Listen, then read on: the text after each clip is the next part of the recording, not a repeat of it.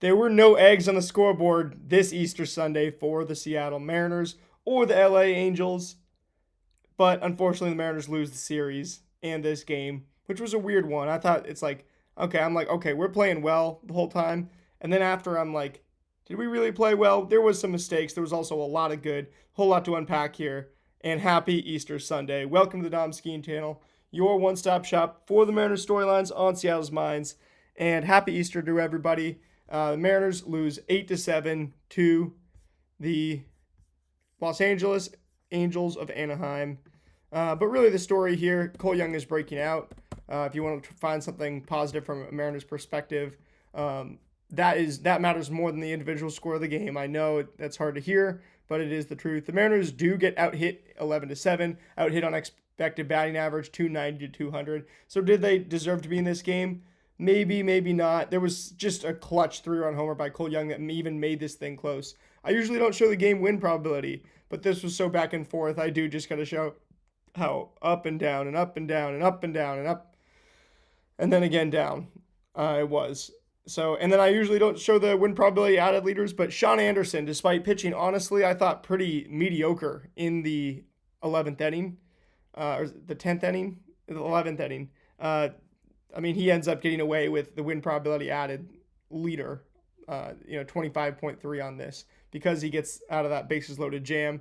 Randy Rosarena is second. He had another good game, and then Cole Young obviously has to be on there.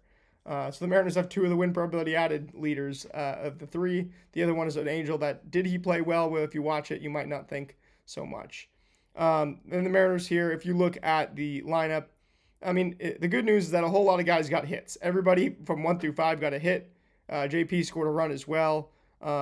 Mitch Garver, he walked even, Canzone comes in, just for one at bat, and then Rivas gets the first two RBIs, and he walks twice, striking out once.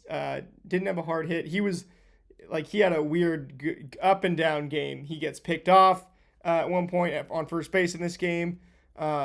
I mean, a really up and down game for a whole lot of. This is probably the most up and down game we've had all season so far. Cole Young definitely he's carrying this offense. He's leading the team in OPS. He is. I mean, Randy's leading this team in batting average. He goes, 1 for 2, 2 walks, doesn't strike out, adds a hard hit, an RBI, 2 runs scored. Randy and Cole Young are the ones kind of carrying this offense, especially with Brendan Donovan on the shelf the last 2 days, having to come out on Friday after tweaking something while running to first base. Julio ends up with 1 for 5 with a clutch RBI in the 9th inning, ties the game up, pushes the game into extra innings. He also did get caught stealing on that same inning, but man, a game of ups and downs. Cal, a double that gets and scores that game tying run in the 9th inning. Also walks once, but he does still strike out 3 times. He looks like he's the golf analogy. Last year, we talked about how he was getting behind the baseball with his swing, almost like you make a divot in a golf swing, but right behind where you're actually going to hit the ball, and you can't just just try to swing the club and hit the ball, right? And that usually doesn't end up working well. Right now, it looks like he's kind of trying to swing the club and hit the ball. Like that's the way that his swing looks, instead of make that clean divot while you do it. Like mechanically, it looks pretty good. It looks like it's getting there. It's really, really close, but he just isn't getting behind the ball to drive it the way though. I mean, he has not had the hard hits either. He just hasn't been making enough contact, not enough bat to ball. A lot of strikeouts. Josh Naylor 2 hard hits, even though he goes 1 for 5. So there's bright spots in the offense, and then with the we had to exhaust our bullpen. So did the Angels. Their bullpen was taxed today. They didn't have their top 2 guys who pitched yesterday and the day before. So Mariners, right? Luis Castillo, not his best outing in this one. I'm going to talk more about it kind of tomorrow. 10 swinging strikes on 84 pitches. 91.9 mile an hour average exit velocity. He did get hit hard a little bit. Allowed a couple of runs. It's tough. 7 hard hits on 84 pitches. That's a good, decent amount. And the ones that were hit hard. You see that at max exit velocity. you see he was getting, he got 5 whips on the 4-seam fastball on 36, 3 on 26 sliders, so, working a little bit. The changeup, only 3 of them in this start. You kind of, after 2 starts, you kind of say, okay, does he have to bring back the changeup? Because it did look like his 3-pitch mix wasn't fooling the Angels the most today, just from the eye test. Anyway, and then the horizontal movement, and the vertical movement, a little bit, down, up. I don't know, right? It was a hot day too, so I don't know. Like, does Luis Castillo obviously he's still good. He's still a very, very dependable arm in your rotation, and he knows how to pitch so well that he gets away with not necessarily having the Brian Wu level stuff, Logan Gilbert level stuff anymore. But I'm just not sure, like with Luis Castillo, if he's gonna be. I don't know. I know he's gonna be dependable, but I'm not sure what the tweak is. I mean, bringing the changeup back, throwing it a lot more, could bring up the whiffs, but he got 10 on 84, so that's not the biggest concern.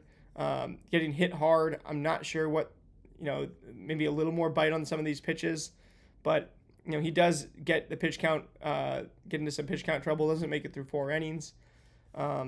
So it is what it is there. Cole Wilcox continues to look great. 5 swinging strikes on 23 pitches. He gets a whole lot of strikeouts, 2 strikeouts and 4 total outs. 1 hard hit on 23 pitches. Jose Ferrer lets in a couple runs, 4 hits. He is getting, the contact is loud, and they're making a lot of it against him. I don't know what the tweak is with him either. He throws, he's only throwing 63% changeup, so not quite, or sinker, not quite as many as he was in Washington last year. 21% changeup, 16% slider.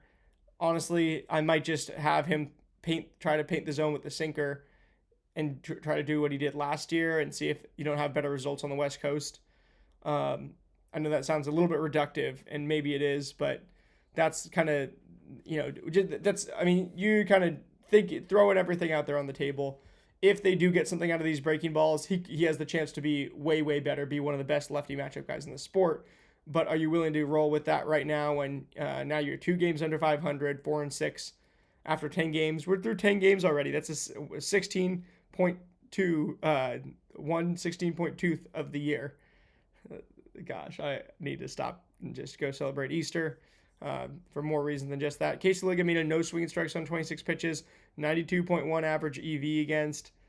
So the results were not great for him today. He does end up getting a whole bunch of outs, gets 2 innings scoreless, only one hit allowed, 4 hard hits on 26 pitches though. Munoz and Brash, right? Both, Brash allows a runner but not an earned runner because it was the guy on second. Angels playing some small ball to win the game off him and Gabe Spire.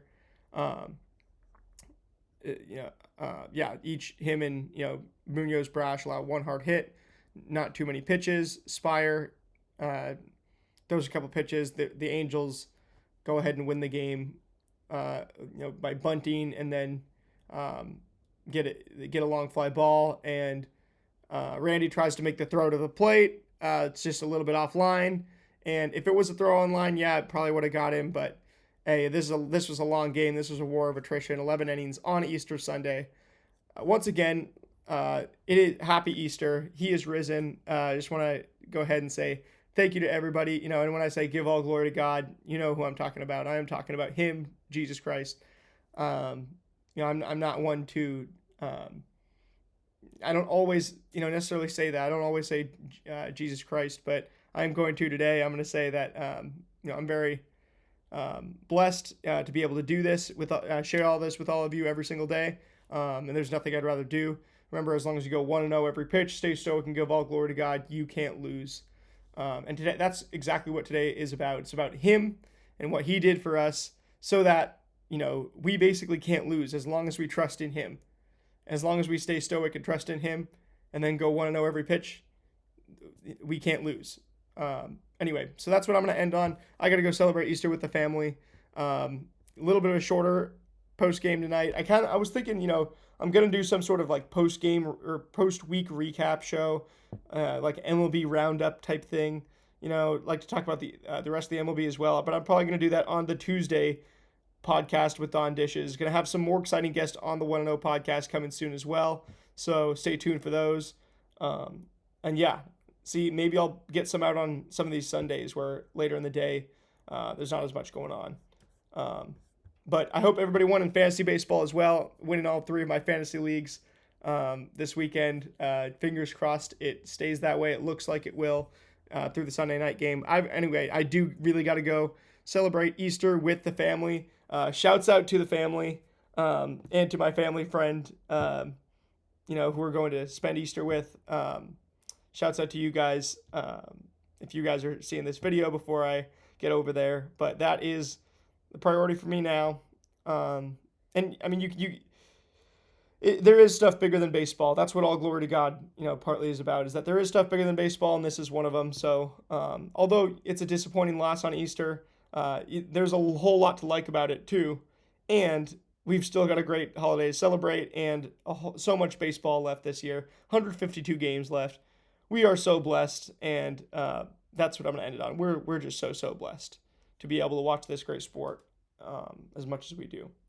Thank you guys so much for watching. I will see you guys tomorrow with more content. Go Ems.